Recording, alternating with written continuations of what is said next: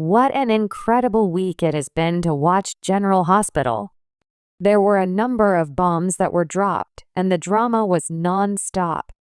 Just let's go right in, shall we? The General Hospital is experiencing a significant problem. Immediately following the confrontation that Dex had with Cyrus in Rice Plaza regarding his presence in Lulu's room at the hospital on Halloween, Dex was stabbed the following day in the exact same location. Do not be concerned. Joss was reassured that he was okay once it was discovered that he was in fact fine. Over the course of her winter break, he even suggested that they take a trip to a beach anywhere in the world. After that time, a few viewers started to speculate that Dex was finished for good, and they were absolutely correct in their assumption. Cyrus brought Dex out of the hospital, and we did not witness him stabbing Dex in the park. Of course, we did not see any of these things. In spite of this, the individual who attacked Dex was wearing the same overcoat that Cyrus was wearing on that particular day, and Cyrus's continuous bell ringing for charity in the plaza came to an end when Dex was found stabbed. It would appear that this is the piece of information that Felicia has stored in the back of her mind but is unable to recall. In addition, we were able to determine that Cyrus administered the digitalis injection to Sam. Consequently, it is rather obvious that it is Cyrus. It would appear that Dex was had to leave on account of the fact that he was able to position Cyrus in close proximity to Lulu's room when her ventilator was turned off. However, why Sam? Why was it necessary for her to pass away?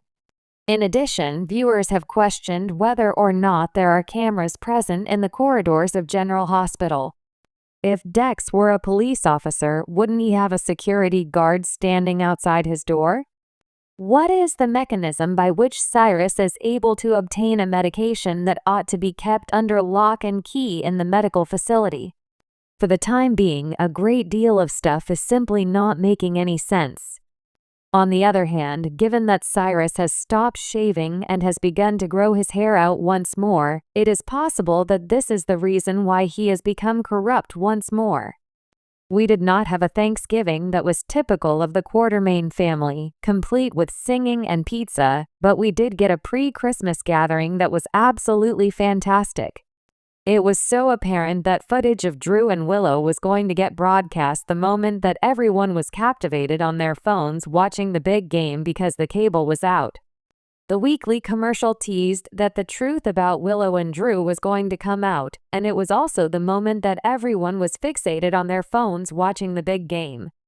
Not only was it shown on their television, but the most exciting part was that Tracy was the one who was responsible for it. She was irritated by the fact that everyone was watching the game, which was finally streaming to the television via Michael's phone.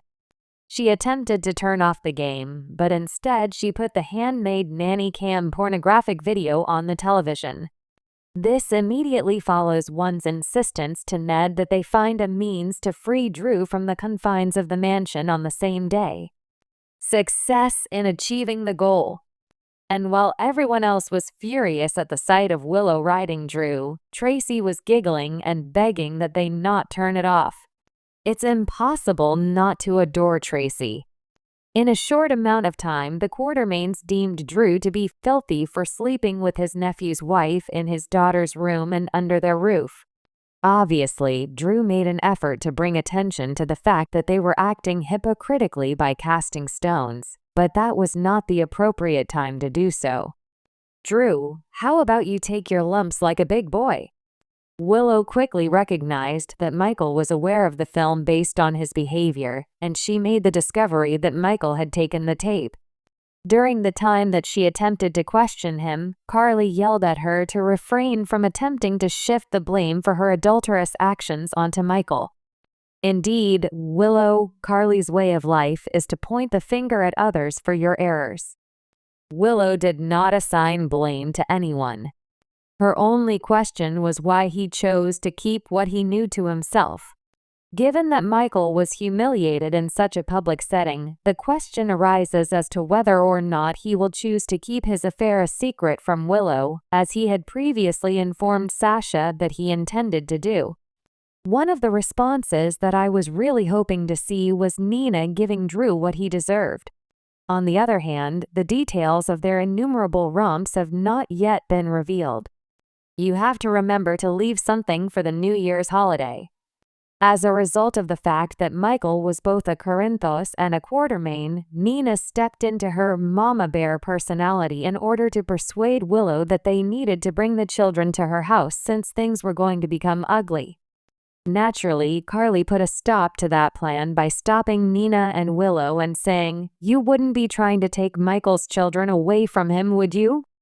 Carly's actions clearly put a damper on the plan. On the contrary, Carly, that is yet another one of your maneuvers.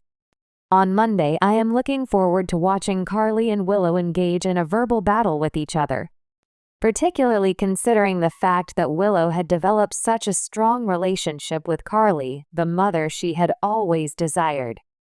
We are now 4 years old. There have been a lot of fans who have said in the recaps that Lulu is coming in a little too hot, particularly when she yelled at Nina about Valentine and Charlotte and when she smashed Brennan's phone when he offered to help her get in touch with Valentine. And as Nina explained to Maxie, she is the only person who is aware of what Lulu is going through at this very moment. The moment that Lulu yelled out, "I haven't seen my daughter in 4 years," was the worst thing that could have happened to me. That is true for everyone. And in all honesty, does she feel as though 4 years have passed since she last saw her? My dear Lulu, you have been in a coma. Having said that, I did take pleasure in her reunion with Maxie, and I was moved to tears when Maxie asked her, "Were you ever going to call me?" as she was on the point of tears. The fact that Maxie told Lulu that what had occurred with Peter was a story for another time not only made me laugh, but I was relieved that we were spared the responsibility of reviewing that particular event. We are still waiting for Lulu and Tracy to get back together, and Tracy has been waiting for it as well. Tracy has been raving because Laura has been using her daughter's time in an inconsiderate manner. As I mentioned the previous week, it is possible that Charlotte will return, but Valentine will not. The fact that Valentine would vanish into the wind and never be discovered was something that Brennan noticed once they got Charlotte back in their possession. During the time when Brennan is concentrating on tracing Charlotte through her phone and social media, Anna and her team are searching for Valentine by using the financial records that Martin has provided. Since the attorney asked Anna why she should aid him since she had kidnapped him, she was collaborating with an assassin, and she had gone so far above the line, even threatening to beat Jason into helping. He was entirely correct in his questioning. Are you not a supporter of police brutality, Martin? What's wrong with you? When Valentine and Charlotte are involved, Anna's morals, ethics, and integrity are completely thrown out the window. Despite the fact that I was a huge fan of Vanna, the couple has been ruined, and Anna needs to sever all of her ties with Valentine and his daughter. This is the point at which they are her kryptonite. Conclusions regarding the Stray storyline. Despite the fact that I could have supported Curtis's decision to take Aurora away from Drew, I am still fine with it going place. Nevertheless, it will not even come close to offering the same level of satisfaction as witnessing Drew's humiliation at the Quartermain party.